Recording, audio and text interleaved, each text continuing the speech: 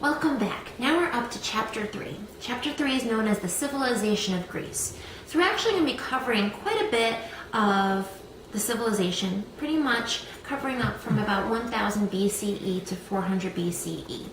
What I didn't cover before is that BCE basically stands for before the Common Era, or before the time of Christ is what they know it as. So anytime you see basically anything going from BCE, you're basically going to CE, which is the Common Era, known as year 1 and then onward up to 2014 like we are today. So in Chapter 3, we're going to focus on different aspects of the Greek Empire. And then of course we're going to finish up on talking about a little bit about the Persian Empire and its effects on the Greek Empire, and of course the Peloponnesian War. So the first section of the Greek chapter is basically focusing on the polis. A polis is basically another word for a city-state. The way that Greece was set up is Greece wasn't set up into cities, it wasn't set up into villages, it was actually broken up into sections known as city-states. There's various city-states. Athens, for example, is a city-state. Sparta is a city-state. You also have Thebes, you have Corinth, you have all these different areas which are set up into city-states. So they actually ruled differently. What I want you to focus on is that each of these city-states is going to have their own form of government. Some of them may have a monarchy, some of them may have an oligarchy. An oligarchy means a rule of the few. As we know, Sparta, of course, is going to have an oligarchy, where it's going to have an older type of group where they're actually going to be the elders of the city-state that are actually going to be setting up different types of laws and different types of rules. And so on. Athens, of course, is going to change. In the beginning, it's going to be a monarchy, then it's going to change to kind of a democracy, and then later on it's going to change to an oligarchy. So all of these different city-states, of course, are going to have their own forms of government. They're also going to have different policies towards their people. They're going to have different policies toward those who are rich, those who are poor, of course, those that are slaves. They're going to have different policies for that as well. There's another term known as hoplites.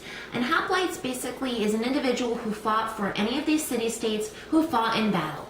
So of course, hoplites would carry a hoplon, which a hoplon is actually your shield. And then later on, they would either have a spear or they would have a sword or something of that nature. And that's how they would actually fight. The book focuses predominantly on Athens and Sparta with their hoplites. Of course, the Spartans, as we know, fought with the 300 when it came to fighting against the Persians. And of course, they're going to fight in a style known as the phalanx. And a phalanx is basically where the hoplites would actually stand shoulder to shoulder, be guarded by their shields, and then try to attack in that form. And it was an excellent formation for their style and an excellent formation where they could actually defeat the Persians during war. Another thing that the book focuses on is about Homer. Homer, of course, if you probably read these in high school, you read these for your leisure, he wrote different types of books. Of course, he wrote the Odyssey, he wrote the Iliad. What you have to understand is that Homer wrote his textbooks, or through his books, through oral tradition. So, of course, a lot of these works, he actually said through word of mouth, and they would be passed on through generations. His books actually were not written by him, written by his hand. They were actually written hundreds of years later by other individuals who told the story.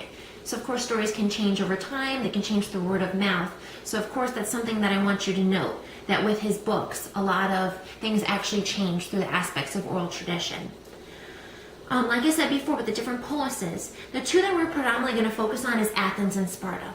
So focus on their locations. Where are they located? Sparta, of course, is going to be located on the southern part of the Peloponnesus. What about Athens? Where is it located? Learn about their governments. How did they lead their people? Did they have a monarchy, an oligarchy? What kind of policies did they have toward their people, toward their women, toward slaves?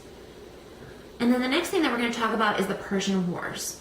The Persian Empire actually was founded in the northern part of modern-day Mesopotamia, as we talked about before, the land between the rivers, the land between the Tigris and the Euphrates rivers. It was actually founded on the southern portion, probably on the southern part, I guess you could say, where modern-day Iran would be. That's where modern-day Persia is. You're going to have different rulers that they're going to talk about. The first one, of course, is Cyrus the Great. Cyrus the Great was the first one to form the Persian Empire. Very good leader, very good founder, set up a lot of great things for the city.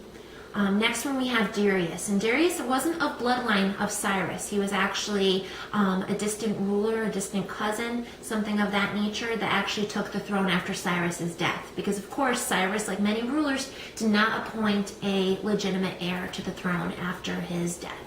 So of course Darius took over after Cyrus. Darius set up different things. Most importantly, he set up the royal road. And the royal road was actually a road that was created that way it can link the empire pretty much throughout. Excellent for travel, excellent for traveling people, moving from one part of the empire to the other. And then of course you have Xerxes, which Darius and Xerxes, of course, they're father and son. They have an excellent relationship, but the one thing that they have for each other is the fact that they both wanted to conquer Greece. So of course Darius, of course, is going to want to fight first. And ultimately he is going to fail. He's going to fail at the Battle of Marathon. And of course Xerxes is going to want to live on his legacy. And because of that, since he is his son, he's actually going to want to take over and once again try to conquer Greece. Going to lead to ultimate failure both times. Both Darius and Xerxes did not conquer Greece in a good aspect. They conquered different parts of it, but not Greece in its entirety. So focus on that. Focus on why the Persian Wars were fought. What did Greece do to kind of prevent the Persians from taking over? The last part of the chapter focuses on the golden age of Greece. So different types of art, architecture, drama, literature, philosophy. It's going to talk about Socrates. We're going to talk about Plato and Aristotle. And then, of course, the chapter ends with the Peloponnesian War. The Peloponnesian War is also known as a civil war. It's pretty much a war that was fought between predominantly Athens and Sparta, and of course the alliances that they had, the alliances with Corinth and with Thebes and elsewhere. So pretty much at this point in time, Athens was becoming a little bit too powerful. They were becoming too power hungry and kind of wanted to conquer more land. So of course Sparta didn't like that, wanted to circumvent that, and of course fought a long-winded battle against the Athenians. And of course Athens ultimately failed and Sparta won the war. So focus on the Peloponnesian War. Why was it fought? What happened with it? What was the peace treaty at the end of it? What ended up happening to Athens? So focus on those types of things during this chapter.